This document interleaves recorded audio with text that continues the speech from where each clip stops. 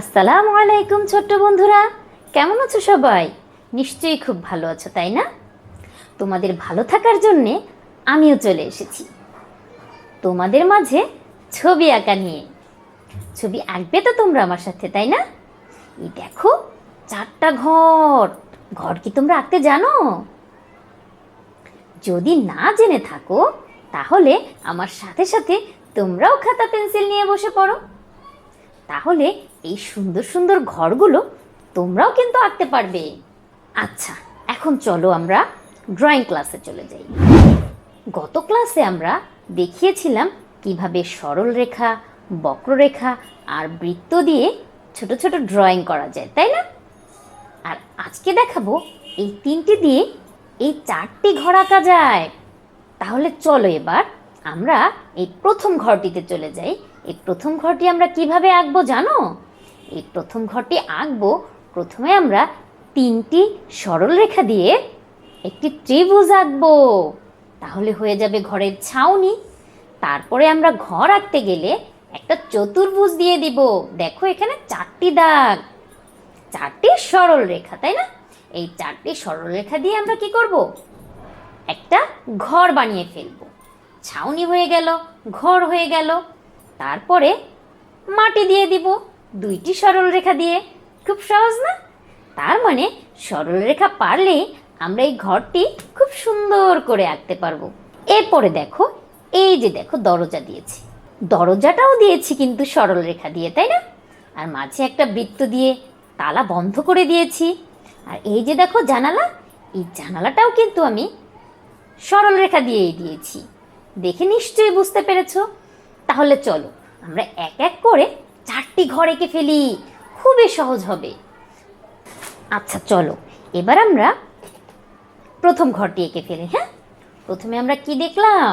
প্রথমে দেখলাম আমরা একটা সরল রেখা বাঁকা করে দেয়া হয়েছে, তাই না? তারপরে আর একটা সরল রেখা, তারপরে এই দুটো সরল রেখা আর একটা সরল রেখা দিয়ে মিল করে দেয়া হয়েছে। এই সরল রেখাটা দিয়ে একটা ঘরের চাল হয়ে গেল ত্রিভুজ দিয়ে, তাই না? আচ্ছা চলো তাহলে আমরা আরো 2টা সরল রেখা খুব সাবধানে দিলাম যেন আঁকা বাঁকা না হয়। তারপরে আরেকটা সরল রেখা দিয়ে দিলাম।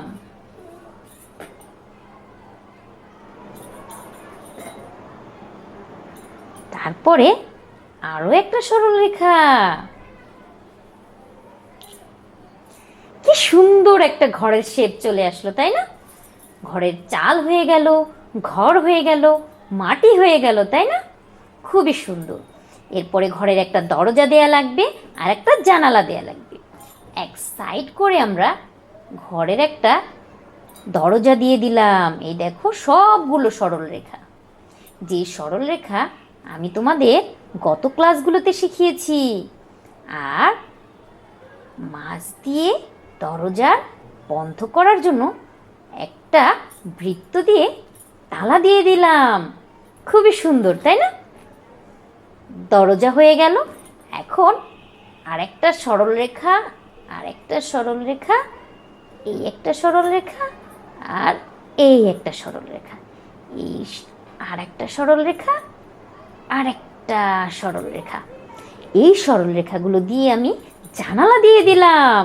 খুবই সুন্দর, তাই না?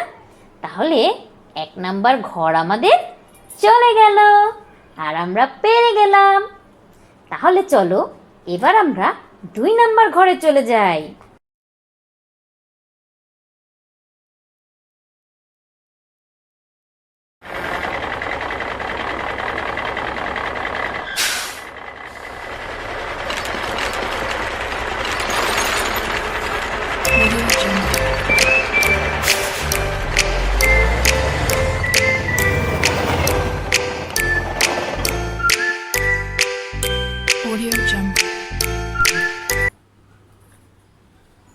তাহলে চলো ঘরটি আমরা এঁকে ফেলি, ঠিক আছে? প্রথমে আমরা কি করব বলো তো? প্রথমে একটা সরল রেখা দিব, ঠিক আছে? এরপরে আমরা আরো একটা সরল রেখা দিব। তারপরে এই সরল রেখাটাকে মিলিয়ে দিলাম আর একটা সরল রেখা দিয়ে। হয়ে গেল একটা অন্যরকম চতুর্ভুজ, তাই না? তারপরে আমরা এখান থেকে একটা ঘরের শেপ দিয়ে দিলাম। এই একটা সরল রেখা, এই একটা ত্রিভুজ, আর এই একটা সরল রেখা। হয়ে গেল ঘরের চাল, তাই না? চলো তারপরে আমরা আরো দুইটা সরল রেখা দিয়ে দিই। এই একটা, এই একটা। তারপরে এখান দিয়ে একটা সরল রেখা দিব, এখান দিয়ে একটা সরল রেখা দিব, আর এখান দিয়ে একটা সরল রেখা দিব। হয়ে গেল একটা ঘরের শেপ, তাই না? এখন একটা দরজা দরকার আর একটা জানালা। এই যে দেখো একটা ঘরের দরজা, সবই কিন্তু সরল রেখা, ভুললে চলবে না। এরপরে একটা চতুর্ভুজ। এটা তো নিশ্চয়ই তোমরা পারো, তাই না? খুবই সহজ। হয়ে গেল আমাদের ঘর। 2 নাম্বার ঘরটাও কিন্তু আমাদের শেষ হয়ে গেল। তাহলে চলো এবার আমরা 3 নাম্বার ঘরটা দেখে নিই। 3 নাম্বার ঘরটা কিভাবে আঁকা হয়েছে। এই যে দেখো 3 নাম্বার ঘরটা। 3 নাম্বার ঘরটাতে দেখানো হয়েছে একটা সরল রেখা, তারপরে সেম আগের মতোই আরেকটা সরল রেখা, তারপরে সেম টু সেম আগের মতো দুইটা সরল রেখা দুই পাশ দিয়ে যাবে, তারপরে আরও দুইটা দাগ নিচে, তারপরে আরও দুইটা সরল রেখা, তারপরে মাঝে একটা দরজা, আর দুই পাশে দুইটা জানালা, তাই না? তাহলে আমাদের কি হয়ে গেল? এটাও কিন্তু খুবই সহজ একটা ঘর। চলো তাহলে আমরা এটাও এঁকে ফেলি। প্রথমে দেখানো হয়েছে একটা সরল রেখা, তাই না? তারপরে এই নিচে একটু বড় করে আর একটা সরল রেখা, যেন এখান দিয়ে একটু বাঁকা করে, এখান দিয়ে একটু বাঁকা করে একটা ঘরের ছাউনি দেয়া যায়, তাই না? এই যে দেখো দিয়ে দিলাম ছাউনি। তোমরা দিয়েছো? তোমরাও কিন্তু দিয়ে ফেলো, না হয় কিন্তু ছবি আঁকা শেখা যায় না। ছবি আঁকা দেখলেই শুধু হয় না, ছবি কিন্তু সাথে সাথে এঁকে ফেলতে হয়, তা না হলে ছবি আঁকা কিন্তু শেখা যায় না। এরপরে কি করব জানো? এরপরে এর থেকে একটু নিচে একটু বড় করে আর একটা সরল রেখা দিয়ে দিই, তারপরে আর একটা সরল রেখা দিয়ে দিই। তোমরা যারা হাতে সরল রেখা দিতে না পারো তারা কিন্তু এরকম স্কেল ব্যবহার করতে পারো।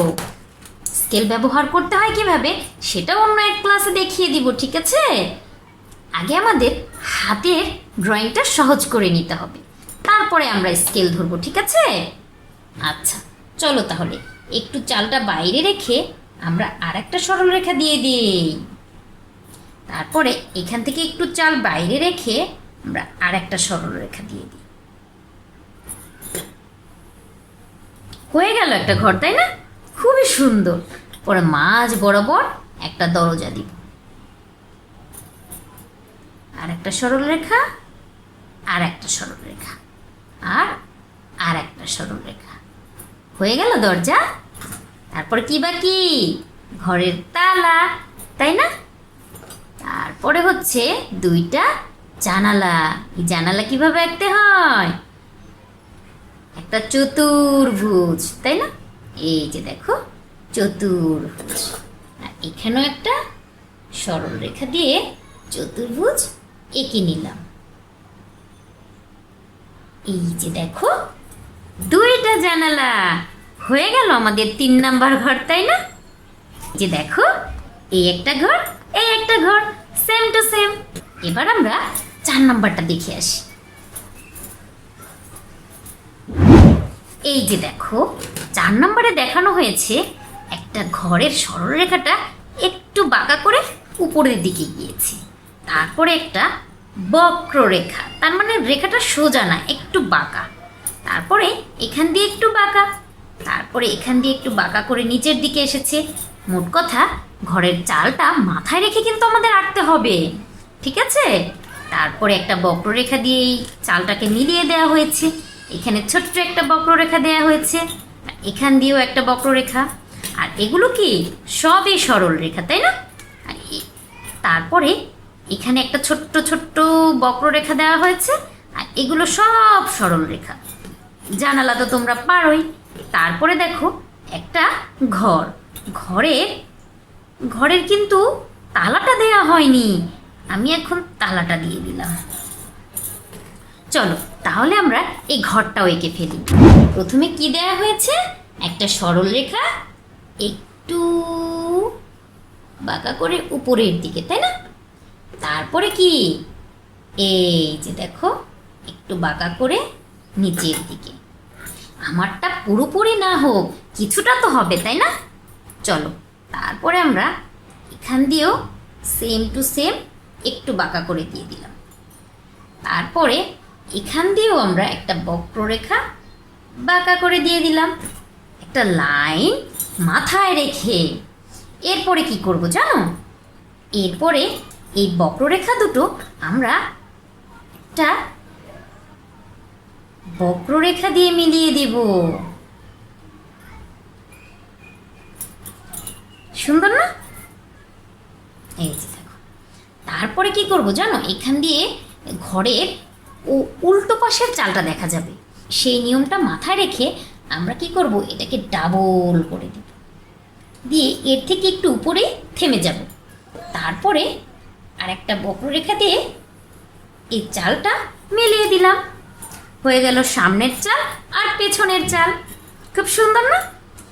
এরপরে চলো আমরা ঘরের অংশে চলে যাই। প্রথমে এই চালের এই কর্নারটা ধরে একটু টান দিয়ে নিচে আসবে, সরল রেখা দিয়ে দিলাম। এরপরে এই চালের এই কর্নার ধরে আরেকটা সরল রেখা, কিন্তু মাথায় রাখতে হবে এই সরল রেখাটা থেকে এই সরল রেখাটা একটু নিচে নামবে, যেন এটা বাঁকা হয়, ঠিক আছে? তারপরে আমরা এখান থেকে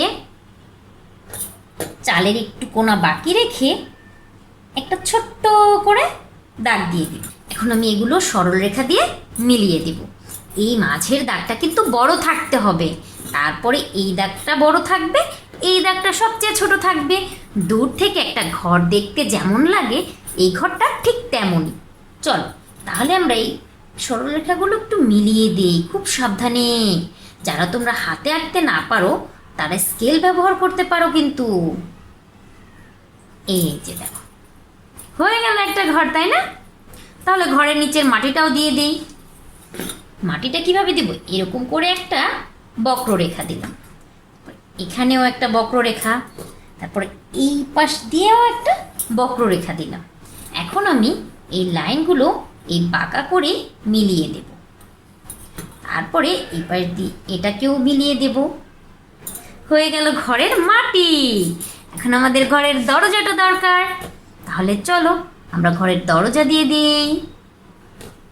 এই এই আর এই, তারপরে একটা তালা। হয়ে গেল আমাদের ঘর। এরপরে আমরা জানালা দিব। চলো তাহলে জানালাটা দিয়ে দিই। একটা সোজা দাগ, তারপরে আর একটা দাগ, তারপরে আর একটা দাগ, তারপর আর একটা বাঁকা করে দাগ। এটা এই জানালাটা একটু বাঁকা হয়েছে, তাই না? তাহলে চলো এরপরে আমরা একটা মাঝ বরাবর দাগ দিব, আর দুইটা সোজা সরল রেখা চলে আসবে। হয়ে গেল আমাদের ঘর, খুব সুন্দর। আমাদের 4 নাম্বার ঘরটাও কিন্তু হয়ে গেল, তাই না? তাই এই যে দেখো 4 নাম্বার ঘরটাও কিন্তু আমাদের হয়ে গেল, তাই না? এখন আমরা এই 4টি ঘরই বাসায় বেশি বেশি প্র্যাকটিস করব, ঠিক আছে? আচ্ছা বন্ধুরা, এরপরে আমরা আরো মজার ছবি নিয়ে আসবো পরের ক্লাসে। তোমরা যদি আমার পরবর্তী ক্লাসগুলো দেখতে চাও তাহলে আমার চ্যানেলটিকে সাবস্ক্রাইব করতে কিন্তু ভুলো না, আর পাশে থাকা বেল বাটনটিতেও ক্লিক করে রেখো, ঠিক আছে? না আমার ভিডিওটা যখন আমি দিব আর তোমরা সাথে সাথে পেয়ে যাবে। ছোট্ট একটা লাইক দিয়ে দিও। আল্লাহ হাফেজ।